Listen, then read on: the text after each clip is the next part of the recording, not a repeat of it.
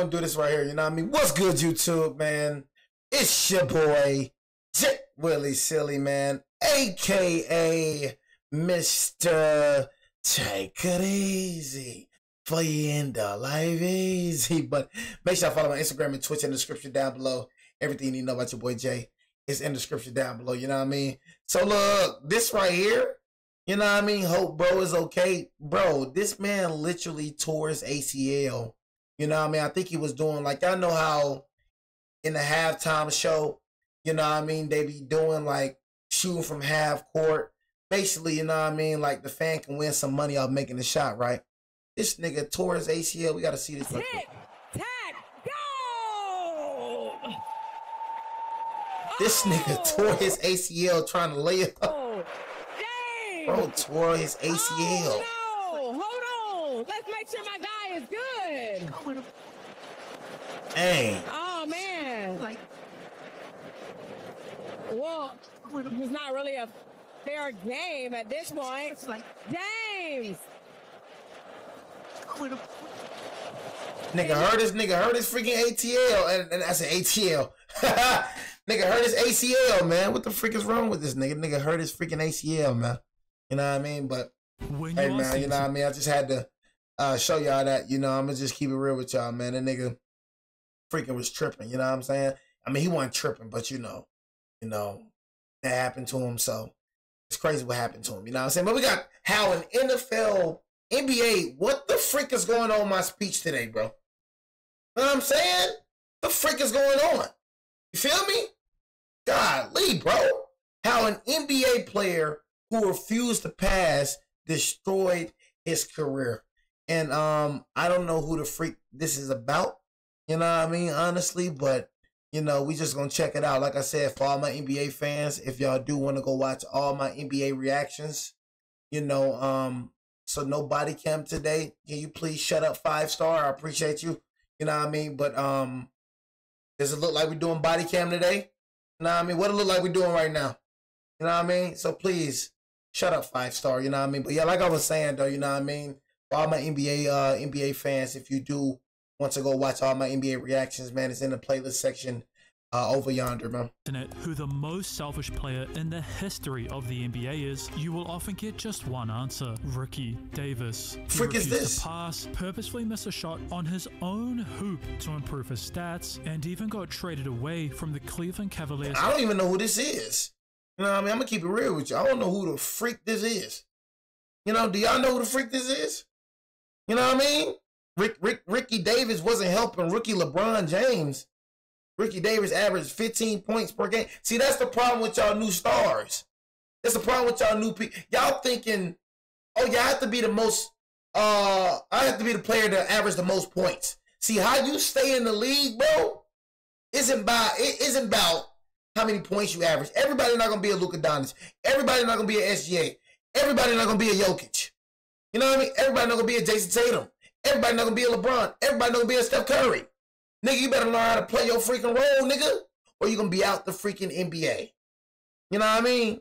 You're going to be out the NBA. You're going to be out the league, bro. The best thing to do is, if you're not averaging that many points, be a freaking asset when it comes to defense. Be a Pat Beverly. Be that type of player. You see how long Pat Beverly stayed in the league? Even though Pat Beverly wasn't the best scorer, that man was a defensive menace. You know what I'm saying? So I feel like that's the best way to stay in the league, is to be a defensive menace. For an insane reason, because he thought that LeBron James was just going to be another addition on the team to help him score. Ricky was hated by almost every coach he played for, and it caused him to go from a 1998 NBA first-round draft Nigga, you talking about LeBron? Dominated the entire league, to a player that nobody wanted. This is the story of Ricky Davis. No, this nigga ain't talking about LeBron. Tyree Ricardo Davis, nicknamed Ricky, was born in Las Vegas, Nevada, before eventually moving to Iowa. Davis would then quickly become one of the highest ranked players in his state during his career at North High School in Davenport, Iowa. Ricky would not only make it onto their top team, the varsity squad, in just his freshman year, but Davis would commit to the Iowa Hawkeyes college program after just his second season in high school. The 6'6" center for North High would then carry his unit all the way to the Iowa State tournament in both his junior and senior years. And while the big man had ultimately failed to carry his Davenport side to a championship, one thing became clear. Ricky was a legit NBA prospect, a fact which only became clearer during his tenure with the Hawkeyes, because Davis would finally get to play a role more suited to his 6'6" frame and 42-inch vertical, with Iowa placing their potential professional athlete on the wing. Ricky, now that he was free from being stuck near the hoop, would go out and average a team-high 15 points during his freshman collegiate campaign. And while fans were stunned at just how good the rookie college athlete was, it was actually a decision Davis made towards the end of his initial year that truly shocked everyone.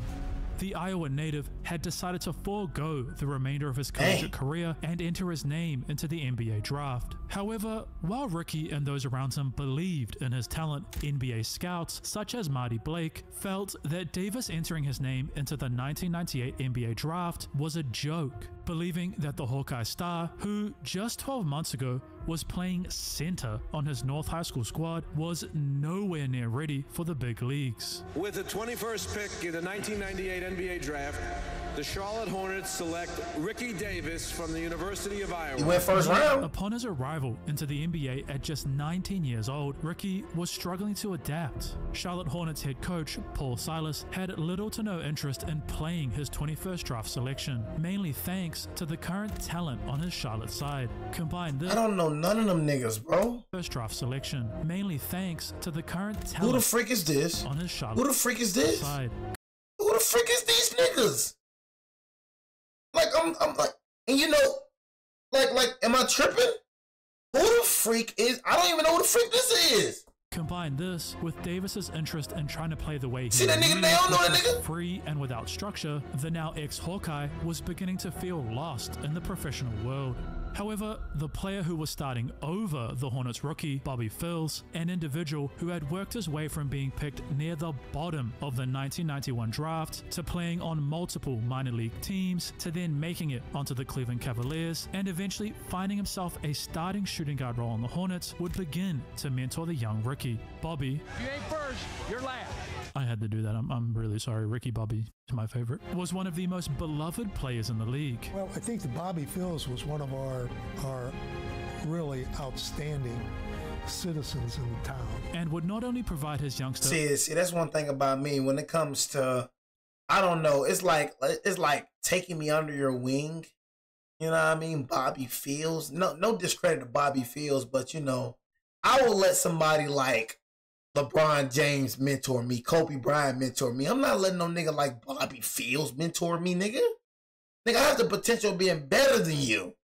I am better than you.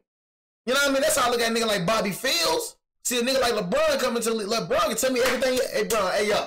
LeBron can mentor me all day. You know what I'm saying? Kobe, Steph, them type of niggas, heck yeah, I listen to Steph and them. Take me under your wing for surely.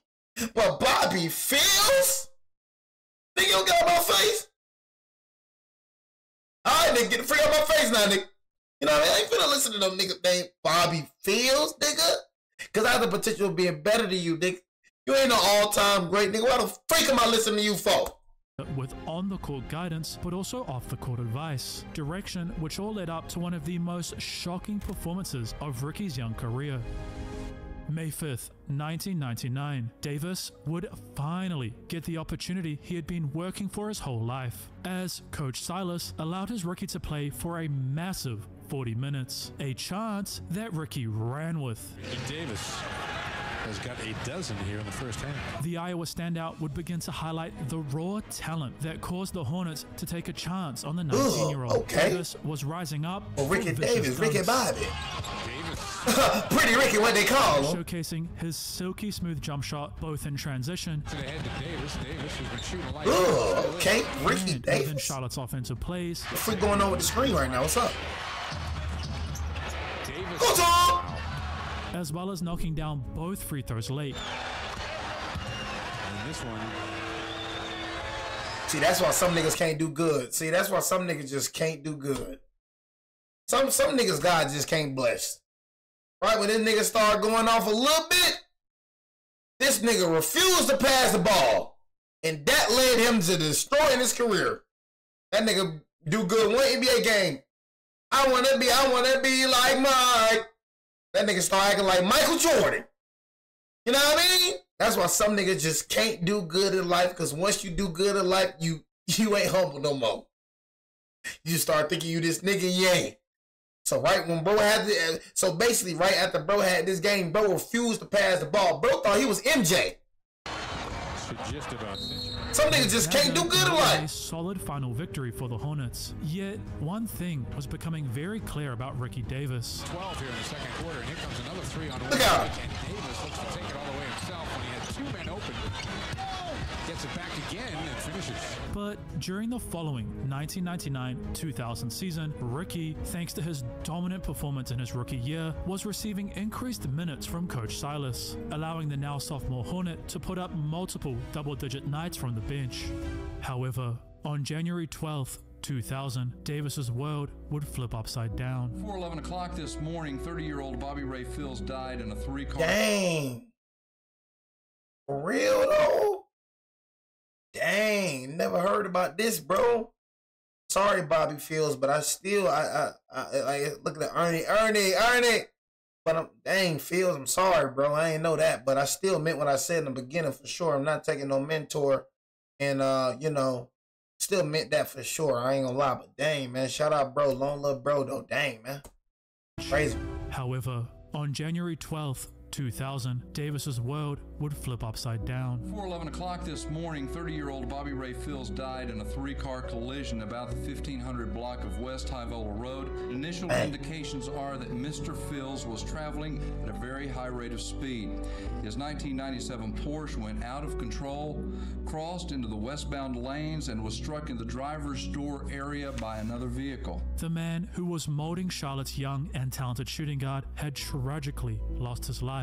To make matters worse, Paul Silas would begin to severely reduce Ricky's minutes, as before the January incident, Davis was averaging 16 per game, but for the remainder of their season, Ricky Davis would only see the floor for roughly 7 minutes each night. Yet, this wasn't all, because not even for a single second during the Hornets' first-round playoff matchup against the Philadelphia 76ers did the former 1998 21st pick see the court, and promptly after their defeat at the hands of 76ers star Allen Iverson, Ricky was traded to the Miami Heat. However, Davis would break his foot during a preseason drill, and Ricky would run into yet another problem. So Ricky Davis, my rookie season, he breaks his foot. The whole time he's supposed to be coming for treatment, right? He's not showing up to practice.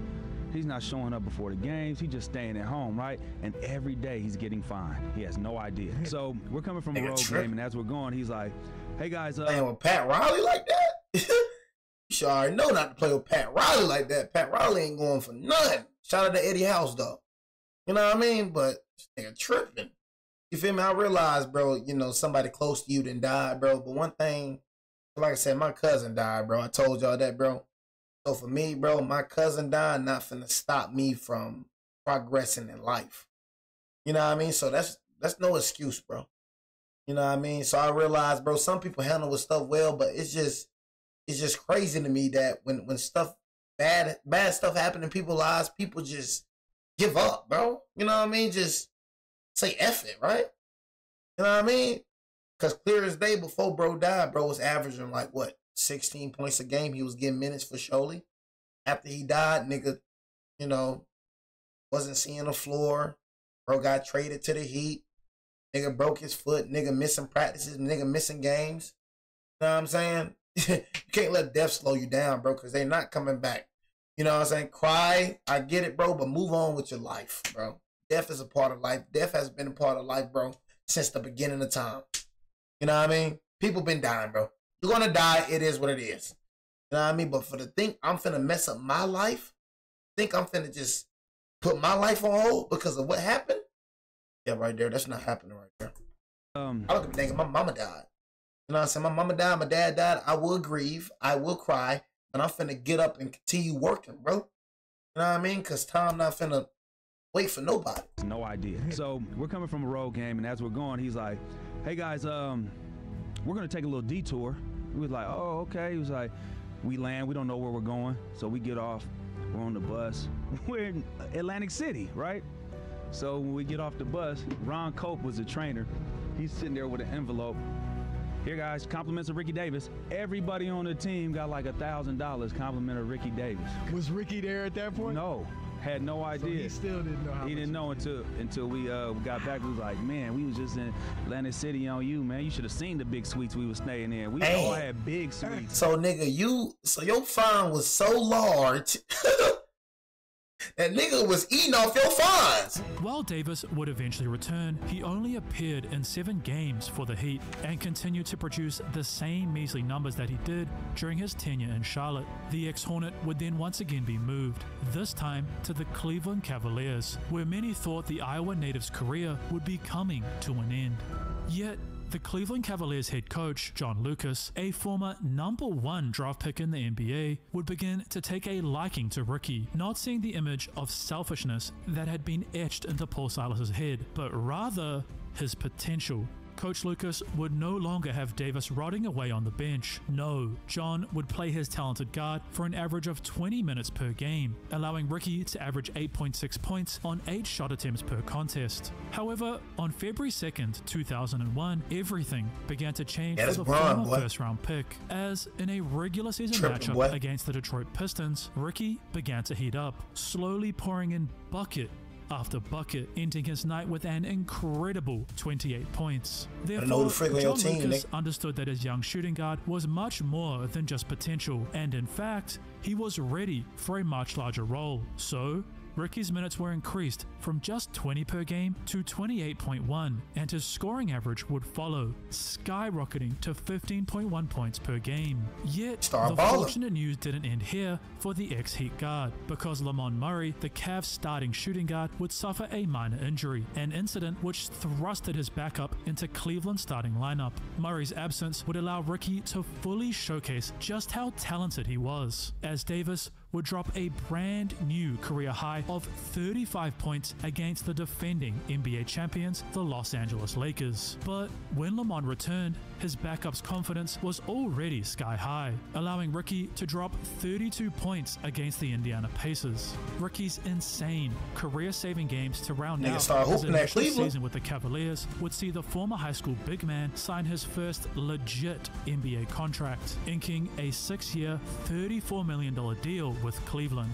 Ricky, is there anything you want to say? Glad I stayed in Cleveland. And I'm glad that you're here watching this video. Okay, you know what I'm saying? No sponsor this. That way, you never miss interesting stories like this one. Anyway, back to the video. Couple the signings of Ricky with the acquisitions of rising Clipper star Darius Miles, the drafting of a power forward filled with potential, Carlos Boozer, in the 2002 draft, and Lamont Murray being sent away during the offseason to make room for Davis, Cleveland was going all in on their young stars. Yet, while those players believed it was because the organization wanted to see them shine, there was actually another reason. But Ricky, a now NBA starting shooting guard, wasn't worried. He just continued to be one of the league's most explosive scorers, setting a brand new career high of 45 points against the Milwaukee Bucks and scoring 42 twice against both the Boston Celtics and the Detroit Pistons. And remember, this was the early 2000s. Scoring was like at an all-time low. This is probably like dropping 70 points now, or not, I don't know. Yet there was a glaring problem in Davis's game, one that would have him suspended by his head coach. You see, while Ricky was discipline outweighs talent. Have I not been saying this? Discipline. Cavaliers guard Ricky Davis suspended for discipline. Trying to tell y'all, bro. A coach will take a dude. If that dude has a little bit of talent, you can coach talent. He can get better and everything. But that dude has a little bit of talent, you know what I'm saying? But has like the discipline is out of his roof. You know what I mean? He will take him. I will take a more disciplined player than a more talented player any day. You can be better than him, bro, but at the end of the day, he's coachable. He's coachable. Yeah, he's more disciplined than you. I'd rather coach him than you. Because any day we can get him better. You know what I'm saying? He has a little talent. He might not be better than you, but he's still good at basketball. He still has talent. You know what I mean? So I could work with him other than you. You know what I mean? Clearly a talented scorer, averaging 20.5 points per game, he did so by taking 18 shots on average each night. No one has ever questioned the athletic ability of Ricky Davis. What they question is his understanding of the game, his willingness to share the basketball and play within a team concept that helps you to win games. A me-first mindset, which would see Coach Lucas ban his shooting guard from playing 2 games during the season in order to try and correct it. However, Ricky was happy. All he was focused on was putting up the best numbers possible. A point only made for opponents in another regular season game versus the Utah Jazz. Like a ball hog. My guy say, Rick, he yelled out about fourth quarter, 5 minutes left. Rick, you need one more rebound. All right, I'm gonna go get it. So it's about 45 seconds left. I said, I gotta get this rebound. This is 1992. They're committed to helping you look, feel, live better, find out more. Enterprises.com. They try to give himself a rebound. He needed a rebound for a triple-double. Ricky, for the 5th time in his young career, was just a single rebound away from the elusive triple-double. So, of course, he just shot it at his own hoop, grabbed the rebound, and hoped that would work. It didn't. However, in spite of this hilarious moment, it was not only Davis who had achieved his lifelong dream, because the Cavaliers, with their horrendous 17 wins and 65 loss record, had also achieved Look at this, man. Look at this. Doing all these big... It's a team game, bro. You got to get your teammates involved, bro. It's not a one... Like, you dropping all these big numbers. You know what I mean? Honestly, dropping all these big numbers, but yet nigga still 17 and 65. At the first pick in the 2003 NBA draft goes to... I would say points don't matter, bro. The Cleveland Cavaliers. That's why I say I'll take freaking Jokic over SGA. I mean, SGA's still doing his thing, but playoff time, bro, they ain't gonna help you, bro. You know what I mean? Like, you know, I feel like Jokic make his teammates more better than SGA, bro. Like, SGA remind me of freaking James Harden. You know what I mean? Regular season, one of the best players in the regular season. Even in the playoffs, he'll go crazy. But your team, bro, your team ain't got it to make it to the finals, bro. I'm telling niggas right now. Don't let that OKC hype fool y'all, bro. I'm telling y'all. Congratulations. Thank you. This team is not finna... Being from Akron, Ohio, I'm sure there has to be a lot of excitement. Team not finna go crazy. You know, we don't know who we're going to pick yet. They got an evil smile. With the first like a demon. In the 2003 NBA draft, the Cleveland Cavaliers select LeBron James. Yeah, different now, Ricky Davis. Go ahead and just step aside right quick. All right, Ricky Davis, go ahead and step aside right quick. Select LeBron James.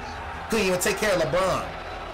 Cleveland couldn't take care of your biggest superstar. The greatest high school basketball player in the history of the game had landed on his hometown team. Well, I think for the Cavs, I think I'm going to make an impact immediately because, you know, I think our team couldn't get any worse than last year. So I'm just going to try to make the biggest impact that I can this year and try to get my teammates better every day and also myself. Yet those currently on the Cavaliers were... They were hating on him. They were hating on this nigga. They were hating on him. Nigga Ricky Davis and all these niggas hating on Bron. Turned out Bron better than they would ever be. You know what I mean? You know the funny thing about it, Cleveland, you couldn't build around them. Couldn't build. Y'all ain't deserve LeBron, man. Man, Cleveland ain't deserve LeBron, bro.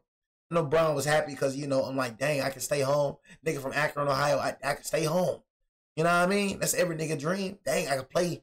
I'm from, you know, Akron. I'm from here, and I can play here as well, you know?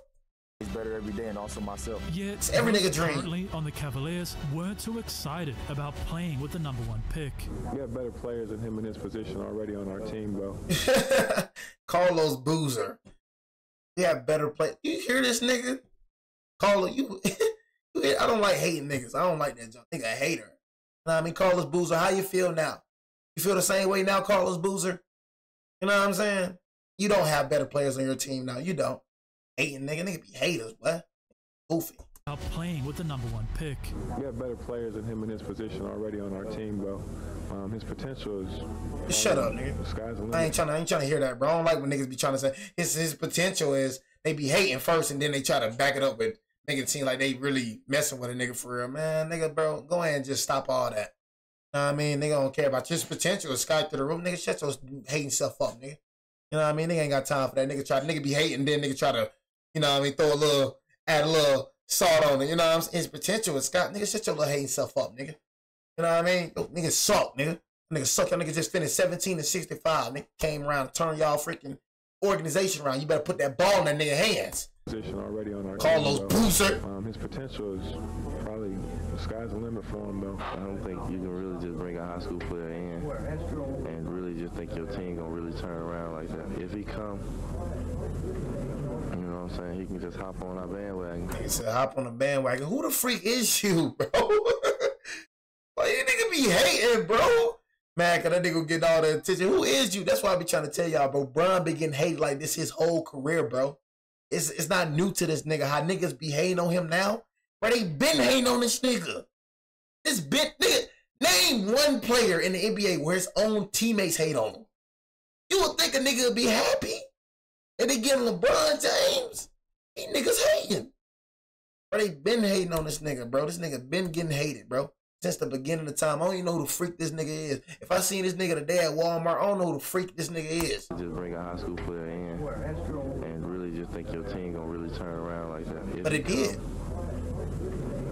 know what I'm saying? He can just hop on our bandwagon. Now you hop on his bandwagon. We can do something big. And Ricky would share this. No, because I knew the young fella wasn't ready to, win us a championship. So I figured I'm gonna just keep doing me. I really don't care who on the floor. To make things even worse. Yeah, go and get the freak out of here, Ricky Davis. Hey, bro, go get yourself out of here, cuz. You know what I'm saying? You don't know who the freak that is, but you know that LeBron, bro. Ricky Davis, get the freak. Where Ricky Davis at now? You know what I'm saying? Ricky Davis, you better get your little stupid stuff out of here, nigga. You know the freak that is, but better get your little stupid stuff out of here, nigga. So freak out of here, man. I'm gonna just keep doing me. I really don't care who on the floor. To make things even worse for the former Hornet, the Cavaliers had also hired his ex-head coach, Paul Silas, to steer Cleveland's ship in the right direction. However, despite his initial doubts of the dubbed Chosen One, it would actually be Davis who assisted LeBron in scoring his first ever field goal in the league, a night in which James would pour in 25 points, throw 9 assists, and pull down 6 rebounds. Yet, it was in the rookie's third regular season appearance, LeBron's first game in which he struggled, only scoring 8 points, where things would start to unravel for Ricky. Next thing you know, Paul Silas takes me out, and he's like, I'm taking out, he take me out. I'm like, what's up, coach? He like, man, you gotta stop kind of yelling at the young fella. And I'm like, what are you talking about? Next thing you know, I'm not in the game. I never go back in the game. That whole game, he didn't put me back in the game. I go back the next game, same thing, getting buckets. I think I came out, scored 15 points in the first quarter. He takes me out again. And I'm like, coach, what's going on? And he like, you keep yelling at the young fella. He said the same exact thing. So I sat down next to him. I said, so what you mean yelling at the young fella? What are you talking about? You can't cuss him out. And I'm like, coach, what are you talking about? But it wasn't just coach. Nigga, you gotta basically saying, nigga, this our future, nigga. That's what he's saying, nigga. This is our future and you finna destroy our future. You know what I mean? That's what he's saying, man. Hey, man, don't cuss that young fella out right there, man. That's our future, right? Don't cuss that young fella out. Don't talk to that young fella like that, because that young fella's our future. You are not. You know what I mean? So basically saying, bro, hey, man, shut up and play your role. You know what I mean? Don't talk to that young fella like that, because that young fella is our future right there. That young fella one of a kind right there. Doubts that Ricky Davis couldn't play alongside the future of their franchise, as well as help mold LeBron into being the face of the NBA, because Davis was suspended for 2 games because of his unwillingness to work with James. We call a meeting, he like, Rick, they decided they want to try to suspend you for a game or 2. So I'm like, what? What you mean? For what? Like, for what? Like, what you mean? Like, now I'm really tripping. Like, what you mean? Thank you. Thank you. Like, you been big dog to the team, you've been cussing LeBron out. They say you've been cussing LeBron out. Man, they go get LeBron. LeBron don't even know this going on. And man, look, I say, hold on, Bron. They say I just interrupted Bron. They say I cussed you out. He said, huh? You ain't never cussed me out. I said, they keep saying I cussed you out and I'm yelling at you or something like that. He said, you ain't cussed me out. I don't know what they talking about. I got up and left. Therefore, the Cavs would ultimately move on from Ricky. His attitude towards LeBron devastated Cleveland's front office, as the pair would become a deadly 1-2 punch. Davis was unwilling to be the second hook, so he was traded. Nigga say he was unwilling to be the second hook. Nigga screaming at LeBron James. Nigga, you know who the freak you talking to? You know what I mean? That nigga think he the first option, man. Hey, man, let's go and get that nigga up out of here. You know? Let's go and get that nigga up out of here. He don't know who the freak he talking to right now. You know what I mean? This is the chosen one right here. So let's go and get this nigga up out of here right quick. He's not fitting in. Punch, but Davis was unwilling to be the second hook. Not fitting into the plan. He was traded to the Boston Celtics. Yet, the now ex-Cavalier would share his true feelings regarding the situation upon arrival in Massachusetts, saying, "I feel it was supposed to be a 1-2 punch in Cleveland. I was establishing myself with the team last year, and I thought LeBron was just going to be another addition to the team, helping me score. I guess it was different." Nigga said, "Help me score." That nigga thought he was finna be the first man. That nigga thought he was the first man on the team. He thought he was finna be the first guy. That was funny. LeBron was just going to be another addition to the team, helping me score. I guess it was different. But despite being moved away from the franchise who took a chance on him, Ricky Davis was ecstatic to be playing with a multiple-time All-Star in Paul Pierce. Suck it up and to play behind a rookie, you know, that's now the greatest guy in the game. For me, I just couldn't do it at that moment. Gotta humble yourself, now, bro. If it would have been somewhere where LeBron is old and he's established and this and that, now I'm going to play and rock with the guy all day, you know. But gotta humble yourself, bro. Go get traded over here and play with Paul Pierce. Somebody's established. Somebody I know we trying to win the championship. Gotta humble yourself, bro. Culture. Humble yourself. And they're talking about a rookie and all that. Humble yourself, bro. Gotta humble yourself, man. I mean, that rookie just better than you, bro. It is what it is. That rookie is better than you, bro. You know what I mean? No matter where you been in the league and all that, that rookie right there changed around the organization.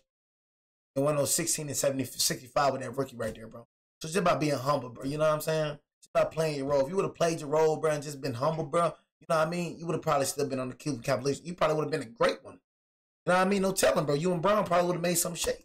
Head coach you not being humble would discover something shocking about his new shooting guard, because Coach O'Brien, who had only heard negative things about Ricky, was stunned to see how opposite the now Celtic really was, sharing that he thought Davis was coachable and the ex-Cav would continue his dominance, albeit this time off the bench, by dropping 32 points against the Sacramento Kings. Not only was the Iowa native thriving in his new situation, the Celtics, thanks to the incredibly weak Eastern Conference, had somehow made it into the playoffs despite only winning 36 games. Ricky Davis would finally get his chance to play in the postseason, an opportunity he grabbed, as in spite of Boston getting destroyed by their opponent, the Indiana Pacers, in a 4-game sweep, Ricky had averaged 14.1 points. Things were finally heading in the right direction for Ricky Davis.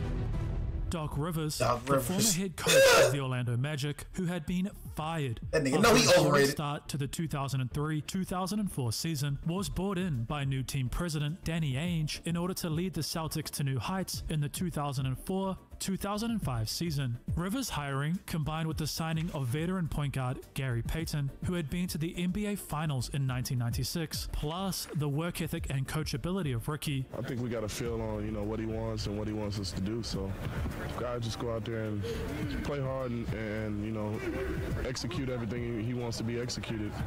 Got a chance to win. Boston would continue to rise. Whilst Davis had become far more willing to play within the offensive system of Rivers, there was still the occasional moment where Ricky Davis came to shine. For example, on this play where he missed a between-the-legs dunk on a fast break, only to then get the rebound and windmill it back in. I can't even do this on a mini-hoop. And his game winner versus the Memphis Grizzlies, a shot which the ex-Hornet didn't let Coach Doc stop hearing about. As the season was coming to a close, Ricky's willingness to play second fiddle to Paul Pierce and use his talents within Boston's game plan, Davis would be acknowledged by the league for his incredible growth by finishing second in Sixth Man of the Year voting. However, it would be in Game 6 of their first-round playoff matchup against the Indiana Pacers when the Celtics would need their second punch the most, as despite winning the initial game, a night in which Ricky had 13 points, the Pacers had crucially taken the Game 5 victory, placing them just a single win away from moving on to the second round. The Celtics needed someone to step up. So, Ricky Davis, the 6'6" guard who oozed confidence, would begin to slowly take over this must-win matchup. Well, Ricky Davis like a hoop though. First-round pick would expertly he was nice. his spots, no longer trying to take the game over, and instead allowing it to come to him. A refreshed mindset which would allow the Boston guard to score a vital 22 points, a performance that kept Boston's playoff dreams alive. However, in Game 7, Davis, alongside the rest of his Celtics, would falter, and it was once again Indiana for the 3rd season in a row sending Boston packing. But Ricky was just happy to have been able to make a meaningful impact on a team with championship aspirations, something he was excited to keep doing in the 2005-2006 season. To make things even better for Davis, Coach Rivers would elevate his bench guard into the starting lineup, an opportunity Ricky was super thankful for, repaying Doc's trust by averaging just under 20 points, a statistic comprising of 4 30-plus point games, as well as averaging 5.3 assists each night. He don't look bad though. Elsewhere in Minneapolis, trouble was brewing. Kevin Garnett, the 2004 NBA Most Valuable Player and Minnesota Timberwolves superstar power forward. I'm sitting in the house, I'm loading up the pump, I'm loading up the Uzi, I got a couple M16s, a couple 9s, I got a couple joints with some silencers on, I'm just loading up clips, a couple grenades. Got a missile launcher with a couple, missiles. I'm ready for war. Was no longer comfortable with playing alongside his teammate Wally Szczerbiak. Garnett, given that he was the Wolves franchise player, was never going to be shipped away, and due to his frustrations with the team's inability to build a roster around him good enough to get them back to their 2004 form. These are tears of pain. Tears of pride, too. A lot of pride. Eat me up. As well as the team failing to fill Latrell Sprewell and athletic wing scorer's shoes. So why we don't say nothing about KG? Why we don't say nothing about KG though? I mean, like I said, KG going to the Celtics, but look, all I'm saying is KG ain't had no help at the Timberwolves. You know what I mean? KG did the same thing Bron did, but ain't no freaking energy with KG. What Bron did, KG did the same thing. KG let the Timberwolves go to the freaking Celtics. Rajon Rondo, Paul Pierce, Kevin Garnett, Ray Allen. But Bron do it as a problem? Bron ain't had no help at Cleveland. He went to South Beach.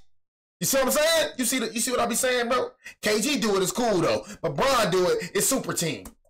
After he left their team, the Wolves front office realized a move had to get made. Therefore, Wally, I'm not going to try and say his last name again, guys, I'm sorry, was moved to the Boston Celtics in exchange for Ricky Davis halfway through the 2005-2006 season.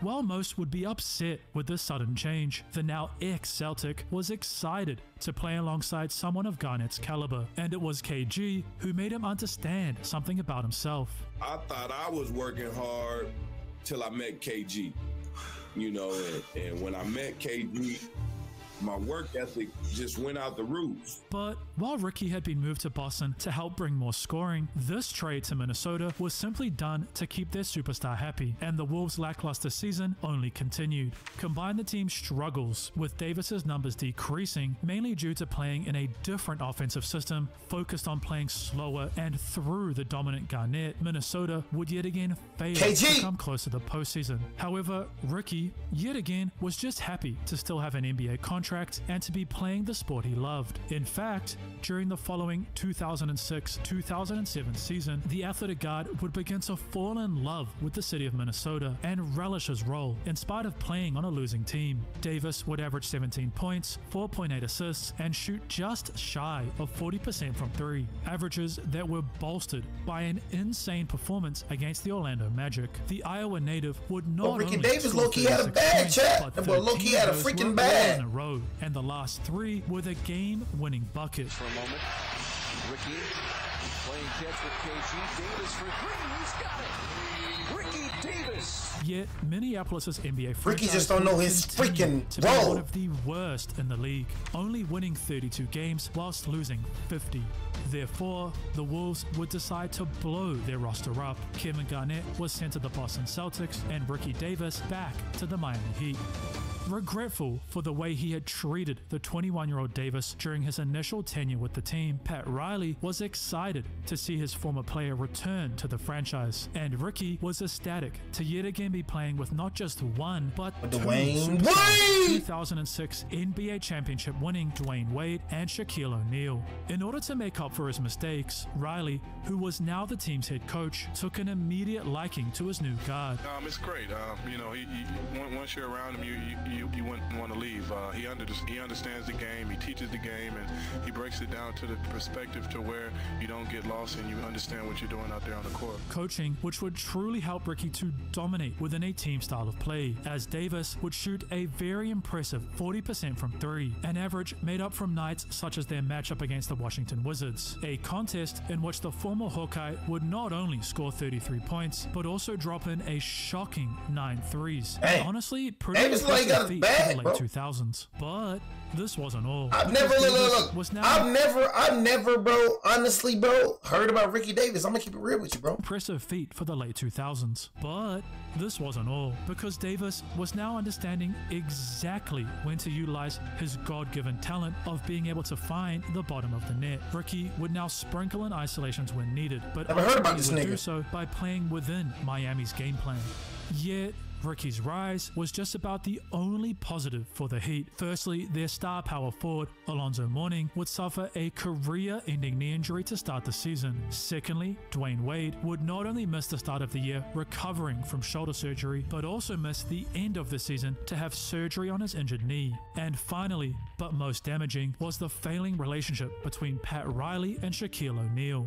We've got some breaking news concerning the Miami Heat, concerning Shaq. Is he going to go or stay? He is not only going to go, he is gone. It is official. Shaq traded to Phoenix. Not only had they lost their superstar big man, talented power forward, and finals MVP shooting guard D Wade, but O'Neal would share that he was happy to be playing with professionals in Phoenix, and no longer next to players like Ricky Davis. Without any of their top talent, Miami, much like the Cavaliers all those years ago, would finish with a league worst 15-win and 67-loss record. But this was just the start of the end for Davis. Because despite signing with the Los Angeles Clippers in free agency, Ricky's body, mainly thanks to his insane aerial acrobatics, was starting to break down on him. The former Celtic would, for the first time in his career, miss long stretches of their season due to injury. After the conclusion of the 2009-2010 season, the end of Davis's 2-year contract with the Clippers, Ricky would become a free agent. Yet, the 12-year NBA veteran would never give up on his dream, playing in the NBA Developmental League, as well as spending time overseas. It's over with, nigga. Coming out, being healthy, and trying to get back to that dream.